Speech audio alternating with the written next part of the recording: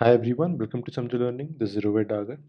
Early morning of 7th of February 2021, एक काफ़ी sudden flood था, flash flood in the upstream region of Rishiganga River. This created a havoc amongst villagers and officials. Rescue teams were rushed for help. It is estimated that roughly about 100 to 150 people are either missing or have died. ये number बढ़ता जा रहा है. A lot of houses have been destroyed. A lot of villages have suffered. Rishiganga river पे एक small hydro project damage हो गया है.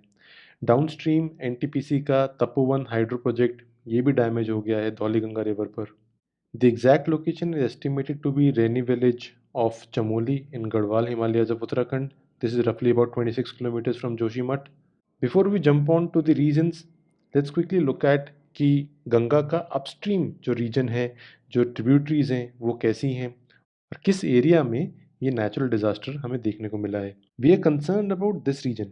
धौलीगंगा रिवर में Rishiganga river as a tributary enter करती है नियर रैनी विलेज. उसके बाद Dhauliganga through Vishnuprayag, Nandprayag, Karnaprayag, Rudraprayag and Devprayag eventually becomes Ganga after meeting Bhagirathi. Uttarakhand में ये ट्रिब्यूटरीज का सिस्टम है गंगा रिवर का. This is the most upstream region of river Ganga.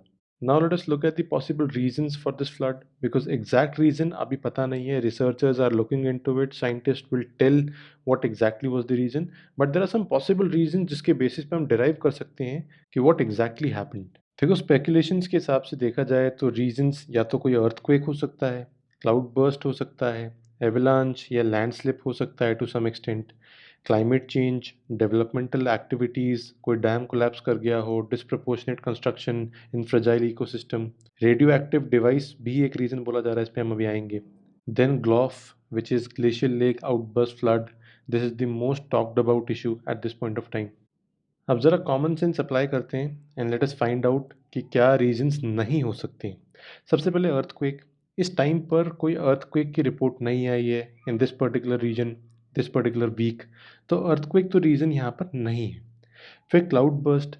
देखो, विंटर्स में आप जानते हो कि वेस्टर्न डिस्टर्बेंसेस का ज़्यादा इन्फ्लुएंस होता है रेनफॉल के लिए in the northern Indian reason. यहाँ पर क्लाउड बर्स्ट की एक्टिविटी होनी बहुत ही टफ है, बिकॉज वेस्टर्न डिस्टर्बेंसेस के इतने हार्श रेनफॉल या इतने बड़े क्लाउड्स नहीं बनते हैं जो कि बर्स्ट हो जाए और बहुत सारा पानी आ जाए. ये जनरली उत्तराखंड में क्लाउड बर्स्ट की सिचुएशन मॉनसून टाइम में ज़्यादा सुनने को मिलती है. फिर avalanche, landslip, this could be a reason. Climate change, developmental activity, this could be a reason. GLOF, it could be a reason. तो इन तीन को अभी हम साइड में कर देते हैं. रेडियो एक्टिव डिवाइस एक थ्योरी पुटअप की है रैनी गांव के लोगों ने. The villagers of Raini village in Tapovan area of Chamoli, they have expressed concerns कि संडे का जो फ्लैश फ्लड था 7 फरवरी का, this was a result of heat being produced by radio active device. और ये रेडियो एक्टिव डिवाइस कहाँ से आई? स्टोरी सुनने में तो बड़ी अच्छी लग रही है कि 1965 में एक एक्सपेडिशन हुआ था नंदा देवी का. This was done jointly by the CIA and IB to plant a nuclear powered surveillance equipment on the summit of the Nanda Devi mountain, India's second highest peak after Kanchenjunga. This was done to spy on China. लेकिन ये ठीक से expedition हो नहीं पाया. बहुत ज़्यादा harsh climate होने की वजह से वेदर बिगड़ गया और ये लोग वापस आ गए. लेकिन वो डिवाइस जो है वो बेस कैंप में रह गई ऑफ नंदा देवी और वहाँ पर वो गुम गई. 100 सालों की उसकी लाइफ थी. आज भी वो वहीं कहीं ग्लेशियर में छुपी हुई है, खो चुकी है. सो द विलेजर्स सस्पेक्ट कि ये उसी की हीट की वजह से वाटर मेल्ट हो रहा है. सुनने में तो काफ़ी इंटरेस्टिंग लगता है, but this does not seem to be the actual reason. यहाँ पर डिस्कशन होनी चाहिए एवलांच, क्लाइमेट चेंज और ग्लॉफ के बारे में. Most importantly about GLOF. देखो, एवलांच के बारे में तो आप बचपन से पढ़ते ही आ रहे हो. Avalanche also called a snow slide. This is a rapid downward flow of snow over a steep slope that occurs when a slab of snow becomes weaker. जो उसकी अपर लेयर है वो वीक हो जाए, स्नो फ्रैक्चर हो जाए और फिर ग्रेविटी के इम्पैक्ट में वो नीचे की तरफ डाउनवर्ड स्लोप करे. जब बहुत ज़्यादा स्नोफॉल होती है तो एवलांच के चांसेस बढ़ जाते हैं. अर्थक्वेक के केस में भी एवलांच हो सकते हैं. यहाँ पर ये भी थ्योरी बोली जा रही है कि कोई एक नॉर्मल छोटी स्ट्रीम पर अगर एवलांच होके एक ब्लॉकेज क्रिएट कर दे तो ये पानी जब इकट्ठा होता रहेगा, eventually when this makeshift dam जो टेम्पररी डैम बन गया इस पानी के लिए, ये ब्रेक हुआ तो बहुत सारा पानी डाउनस्ट्रीम आ गया. This is one of the theory that has been put up. Climate change एक ऐसा फैक्टर है जो कि एवेलांच को और ग्लोफ को सपोर्ट कर रहा है, इसलिए ज़्यादा हमें फोकस एवेलांच और ग्लोफ पे करना है। उसका रीज़न कुछ हद तक क्लाइमेट चेंज है, जिसके ऊपर अभी हम आएंगे। Let us look at ग्लोफ। देखो ग्लोफ की फुल फॉर्म क्या है, ग्लेशियर लेक आउटबर्स्ट फ्लड। इसको हम ब्रेक डाउन करके पढ़ेंगे तो आपको सब कुछ समझ में आ जाएगा, and you will be able to understand what exactly is the phenomenon और इसकी ज्योग्राफी क्या है। सबसे पहले ग्लेशियर देखते हैं, फिर ग्लेशियर लेक क्या होती है वो देखते हैं, ये आउटबर्स्ट कैसे हुआ और फ्लड कैसे आया। इसको इस तरीके से हम ब्रेक करके पढ़ते हैं। सबसे पहले व्हाट इज़ अ ग्लेशियर। देखो एक माउंटेन रेंज है, इस माउंटेन रेंज में काफ़ी सारी स्नोई पीक्स हैं। स्नो यहाँ पर रेगुलरली फॉल हो रही है। ये स्नो जब इकट्ठी हो रही है, eventually it comes down under the impact of gravity और एक वैली में ये अक्यूमुलेट हो जाती है और फिर आइस बन जाती है। ये आइस की शीट काफ़ी लंबे डिस्टेंस तक जब इकट्ठी हो जाती है, इसको हम एक ग्लेशियर बोलते हैं। Glaciers are generally found in the valleys of mountainous regions. और ये जो ग्लेशियर्स हैं, they move under the impact of gravity when more ice accumulates. Ice आती जा रही है, अक्यूमुलेट होती जा रही है, एक टाइम ऐसा आएगा जब ये एक स्लोप पर रुक नहीं पाएंगे और ग्रेविटी के इम्पैक्ट में नीचे की तरफ ये खिसकेंगे। और ये ग्लेशियर्स को हम रिवर ऑफ आइस भी बोलते हैं। एंड व्हेन दे मूव, इनके नीचे सरफेस पे काफ़ी सारे रॉक्स भी होंगे, डेब्री होगा, सेडिमेंट्स होंगे। ये फ्रिक्शन के साथ उसको धीरे धीरे आगे खिसकाते हुए जाते हैं। The debris, the sediments, the rocks beneath the surface of the glaciers move with it. ये मैं आपको इसलिए बता रहा हूँ बिकॉज अभी हम मोरेन के बारे में पढ़ेंगे। मोरेन आपने सुना भी होगा, न्यूज़ में काफ़ी अभी आ रहा है हाल फिलहाल में। A lot of students get confused with this concept because they believe that a moraine is the boundary wall of a glacial lake. बस वो टूट गया, उसकी वजह से फ्लड आ गया। It is much more than that. थोड़ा सा डिटेल में पढ़ना ज़रूरी है। मान लो कि ये ग्लेशियर है जो कि मूव कर रहा है। This is the movement of a glacier, direction है। और ये आउटवर्ड कर्व होता है एक ग्लेशियर का, इसको हम स्नाउट बोलते हैं। This is known as snout. Glacier की मूवमेंट के बारे में एक बात पता होनी बहुत ज़रूरी है, that the movement is maximum at the centre as compare to the outward layers. बाहर की तरफ मूवमेंट कम होगी, इनवर्ड जो सेंटर है ग्लेशियर का वहाँ मूवमेंट ज़्यादा होगी, इसीलिए हमें स्नाउट देखने को मिलता है, ये कर्व देखने को मिलता है। और जो ये डेब्री है, सेडिमेंट्स हैं, रॉक्स हैं जो कि मूव कर रहे हैं beneath the layer of the glacier, ये सेंटर में भी इनकी मूवमेंट ज़्यादा दिखाई देगी। यहाँ पर आपको ज़्यादा मूवमेंट दिखाई देगी ऑफ द सेडिमेंट्स, और इनकी अक्यूमुलेशन आपको ज़्यादा दिखाई देगी towards the snout as compare to the outward layer. बाहर की तरफ मूवमेंट कम होगी और लेयर भी पतली होगी। जो आउटवर्ड लेयर है इन सेडिमेंट्स की, जहाँ पर फ्रिक्शन कम है, मूवमेंट कम है, इसको हम बोलते हैं लैटरल मोरेन। और जो इनवर्ड लेयर है जिसकी वजह से स्नाउट पे एक थिक लेयर बन गई है ऑफ दीज सेडिमेंट्स, इसको हम बोलते हैं terminal moraine. Glacial lake concept के लिए टर्मिनल मोरेन हमारे लिए ज़्यादा इंपॉर्टेंट है, इसलिए फोकस भी हमें यहीं पर रखना है। अब हो ये रहा है कि क्लाइमेट चेंज के इम्पैक्ट में ये ग्लेशियर्स रिसीड कर रहे हैं। अब रिसीडिंग का मतलब ये नहीं है कि ये ग्लेशियर्स अपवर्ड मूव कर रहे हैं। रिसीडिंग का मतलब ये है कि जो डाउनवर्ड लेयर है ग्लेशियर्स की, जो डाउनवर्ड स्लोप है, यहाँ पर आइस मेल्ट हो रही है under the impact of climate change. और अब हमें आइस सिर्फ ऊपर के अपस्ट्रीम रीजन में दिखाई दे रही है, तो it appears as if the glaciers are receding back. और जो डाउनवर्ड एरियाज में जो आइस मेल्ट हो रही है, यहाँ पर हमको लेक्स दिख रही हैं अब, बिकॉज ग्लेशियर यहाँ से हट चुके हैं, ऊपर की तरफ चले गए हैं। तो these lakes are known as glacial lakes. और क्योंकि पहले ग्लेशियर की आउटवर्ड लेयर में हमें टर्मिनल मोरेन दिख रहे थे which were kind of a boundary for these glaciers, now these terminal moraine act as boundaries of these glacial lakes. तो ये glacial lakes in terminal moraine पे डिपेंडेंट हैं। अगर टर्मिनल मोरेन नहीं होंगे तो ये डाउनस्ट्रीम फ्लो कर जाएंगी और रिवर्स में बह जाएंगी। और रिवर्स कहाँ होती हैं, यहाँ से थोड़ी थोड़ी सीपेज होती रहती है और इवेंचुअली रिवर की स्ट्रीम निकलती है from this glaciers. In this case we can call it the Rishiganga, जो कि यहाँ पर हमें नंदा देवी वाले ग्लेशियर सिस्टम से निकलती हुई दिखाई दे रही है।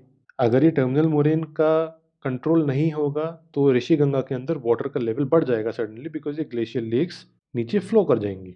सबसे पहली बात हमें समझनी जरूरी थी। दूसरा एक और इम्पॉर्टेंट कॉन्सेप्ट समझना ज़रूरी है कि जब मैं ग्लेशियल सिस्टम की बात कर रहा हूँ, ज़रूरी नहीं है कि कोई एक ग्लेशियर से ही एक वाटर स्ट्रीम निकल जाती है। एक माउंटेन रीजन में, लेट्स से नंदा देवी की अगर हम बात करते हैं, there are multiple glaciers which together form one glacial system, जिसकी वजह से एक वाटर स्ट्रीम इवेंचुअली फ्लो कर रही है। यहाँ पर नोटिस करो, there can be multiple glaciers which eventually become part of a bigger glacier, जो कि आइस डोनेट कर रहे हैं टू दिस बिगर ग्लेशियर।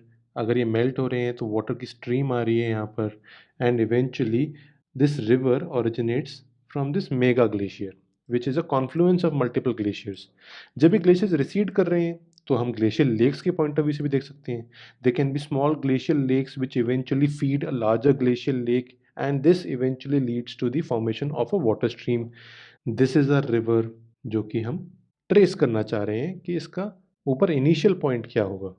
तब बात ये आती है कि हमें ग्लेशियर्स पता लग गए हैं, ग्लेशियर लेक पता लग गई हैं।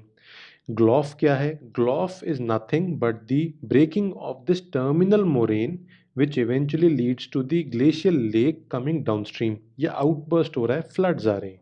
अब आपको समझ में आ गया होगा कि टर्मिनल मोरेन का इम्पैक्ट और इसकी इम्पोर्टेंस क्या है ग्लेशियर लेक के लिए। अब रिसर्चर्स ये कह रहे हैं कि GLOF is the real reason. सम से एवलांच ने एक रिवर को ब्लॉक किया है जिसकी वजह से एक मेकशिफ्ट डैम बन गया है, सम से कि it is a landslip, some say it is a combination of all. But एक बात तो है, climate change has taught us one thing for sure, this is not the first such event and it won't be the last. Tell me what do you think about this in the comment section. आपको लगता है क्या कि climate change की वजह से ये हुआ है, और you think this just a coincidence that this event occurred. अब कुछ चीज़ें हैं जो कि आपको पता होनी ज़रूरी हैं कि 2011 से 15 के बीच में एक प्रोजेक्ट चला था which was sponsored by the climate change directorate, central water commission, and this was done by the national remote sensing centre. इन्होंने ये ढूंढा था that there are about 352 glacial lakes in the Indus basin, 283 glacial lakes in the Ganga basin and 1393 glacial lakes in the Brahmaputra basin। तो glacier lakes बहुत सारी हैं, और ये Uttarakhand region natural disaster prone भी है बिकॉज 1991 में यहाँ पे उत्तरकाशी अर्थक्वेक आया था, 1998 में मालपा लैंडस्लाइड हुई थी, 99 में चमोली अर्थक्वेक आया था, 2013 में दी केदारनाथ फ्लड्स और द नॉर्थ इंडिया फ्लड्स, 2021 में चमोली ग्लेशियर बर्स्ट अभी देखने को मिला हमें। अभी हम एग्जैक्ट लोकेशन 3D में भी देखेंगे, विल ट्राई टू ट्रेस कि ये इवेंट कहाँ पर हुआ था।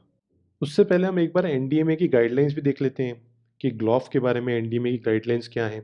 अगर आपको उसके बारे में डिटेल में पढ़ना है तो this is available in the Samajho's corner section on the Samajho learning app. Link of the app is in description of this video.